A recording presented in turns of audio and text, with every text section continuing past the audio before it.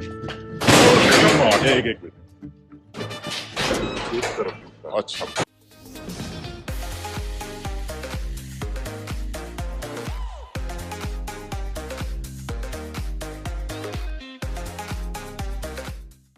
There has been a lot of controversy surrounding the release of Project Hail Mary. I think purely because of a business decision, the movie was delayed by 1 week owing to the Dhurandhar wave in India, with most theatres getting packed across the board for the Hindi film. However, as theatres in which Project Hail Mary was getting showcased in multiple cities was getting rolled out just a day before the release, the format of IMAX was not to be found available anywhere. This was shocking as the movie has been filmed in IMAX. The movie has almost 2 hours of content with an expanded aspect ratio. The movie has been filmed using high resolution cameras, and key scenes, particularly in space, are designed to utilize the aspect ratio meant for the IMAX screen. Otherwise, you're gonna get these 2 black bars on a normal screen on the sides. Very few in India get the privilege of even having access to IMAX screens near them, and it was shocking that even after opting for a global release 1 week after its official date, the movie was just now getting allotted IMAX screens. I genuinely started asking people if a 4DX option is even worth it, because it just seemed like an upgrade from 2D,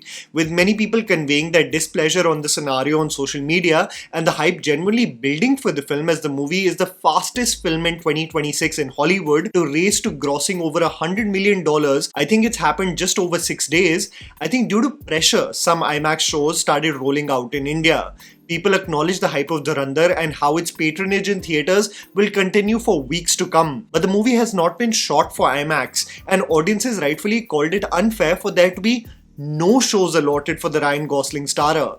Trust me, if you have access and the privilege of an IMAX screen near you, watch it in precisely that format. This movie needs to be seen on the biggest screen possible. The movie is based on a very popular novel written by Andy Weir by the same name. The movie focuses on Ryland Grace, played by Ryan Gosling, who wakes up light years away from Earth in a distant solar system, only to piece his memories together on how he has been sent to a mission in order to ensure that a microorganism by the name of astrophage does not increase its influence on the sun. A phenomena, if unchecked, will lead to catastrophic global cooling on Earth within 30 years, essentially leading to a global crisis. The movie's screenplay focuses on his journey in space and how he was recruited for the mission, while the core being this unlikely friendship that he develops with Rocky, an alien that is in the form of a 5-legged rock. This was such an immersive journey in theatres, and I know I don't talk a lot about Hollywood movies on this channel, but there are some films and stories that genuinely deserve your attention. So here I am presenting to you the good and bad aspects of the film so that you guys can ultimately decide whether to watch Project Hail Mary in theatres or not. The underwhelming aspects. What may be omitted, and the depth you only get in books. Whenever there is a film which is an adaptation of a beloved book, then you know that there will be displeasure that is bound to creep up in the film's discourse,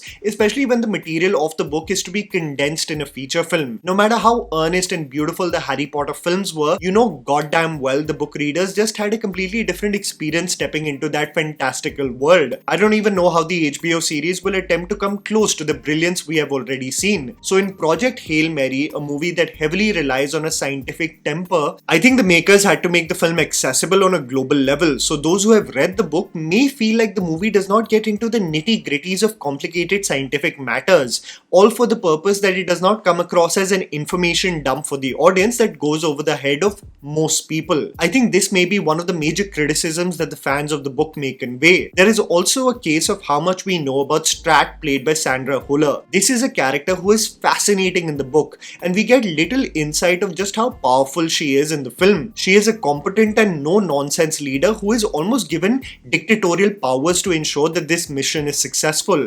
And I believe aspects such as why is she given such power, why she is adamant in making sure Grace goes on the mission, is something that is justified as a time crunch in the movie. But if you read the book, there is something that seems more plausible and deeper, therefore justifying Strat's resolute nature in getting him on the ship. I, however, have spoken to a lot of people who have read the book ever since stepping out of the theatre, and they do feel like the film has done a spectacular job in adapting the beloved book, and that is a feat in itself. The Good, cinematography and production design. This is a film that has been in the works ever since the book's release in 2021. A movie that needed to be made, and Gosling has been attached ever since, coming on board as a producer too. To say that this movie is a feast for the eyes is an understatement. It is absolutely beautiful on the big screen. The cinematography by Greg Fraser, the same man responsible for Dune and The Batman, really creates such a captivating experience. I had the privilege to watch this movie with an audience that just had impeccable theatre etiquette. And I must tell you that there are sequences where there is pin drop silence in the movie, where there is a possibility of the characters not making it. And it's these moments that have you on the edge of your seat, that have you hoping they achieve their goal, that really makes this community viewing experience something that just cannot be replicated. The film, especially in that one fishing sequence in Tau Ceti, is so engaging. I genuinely wanted to exclaim that this is what the movies are about. Stories that can just momentarily truly transport you, even if it's a galaxy far, far away. Project Hail Mary does that. One of the most important characters for this movie to be effective is Rocky, an alien figure that Grace forms a bond with on this journey, and as the book describes, Rocky is essentially a rock. Think about Geodude but without the face, and this is extremely tricky to make emotionally immersive. One of the biggest criticisms for everything Disney as the films have transitioned from animation to live action was how the animated faces of characters were just not convincing emotions. And here you have a literal moving rock, and the attempt by the makers is to ensure that you feel empathetic and emotionally drawn to it. It is successful in both fronts. A true testament to not only the design of the alien, that is a combination of practical animatronics and CGI, but the writing of this film. The ship in which Grace resides, the several complications that he undergoes on the journey, the bond that he develops with Rocky, genuinely creates one of the most memorable experiences in theatres I have had this year. This one is very special. Comedic writing and quips. One of the biggest concerns that people who are especially fans of the book were concerned about was whether the scientific depth of material of the book will be exchanged for low-hanging fruit jokes for the entertainment of the masses. You know, the case of dumbing down the material just so that it is accessible for the masses. I genuinely have to tell you that these jokes land so well in this movie.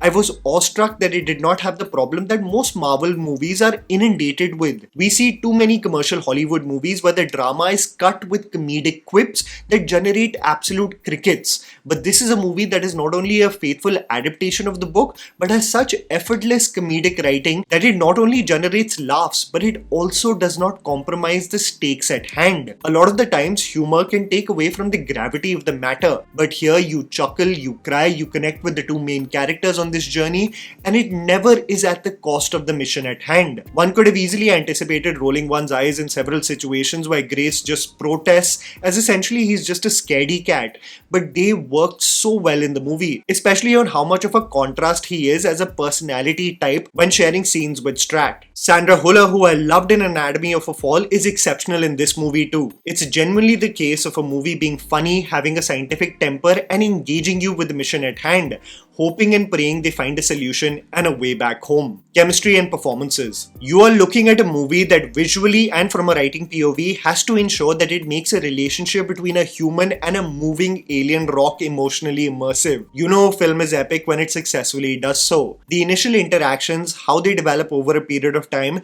and how both the individuals root for one another is so heartfelt and organically developed. You know, when you think about Grace as a character, what do you describe his traits as? Funny, slightly awkward, but having an undeniable charm that can make you drawn towards him? These traits would make you feel like Gosling is tailor-made for this role. Oftentimes in Hollywood, there are some actors who essentially play versions of themselves. The same sarcastic, charming guys like Ryan Reynolds does in so many movies, or the same awkward but lovable fool like Michael Cera does. But Gosling as a choice over here works wonders. He is not a caricature, but just a deeply scared and talented individual who just has zero self-belief in being the main character of his own life. Gosling and the scenes he shares with Rocky commence with banter and develop into such a beautiful bond that I was teary-eyed in several moments of the film. Truly, hear me out when I say this, Project Hail Mary is not just a technically proficient film that is just visually immersive. It makes you connect with the characters emotionally, a double home run very few high concept films are able to achieve. As I stepped out of the theatre, I couldn't help but wonder that I can see a full series of just Grace and Rocky doing adventures in space together. You will not regret experiencing this on the biggest screen possible. It's genuinely a thumbs up for me. And that was the video, guys. Write down in the comments below what you thought about Project Hail Mary. Please don't forget to follow me on Instagram. The handle's right in front of you. Follow me at JammyPants4. Also, please support us by smashing the like button and subscribing to our channel for weekly content ahead. Thank you for watching.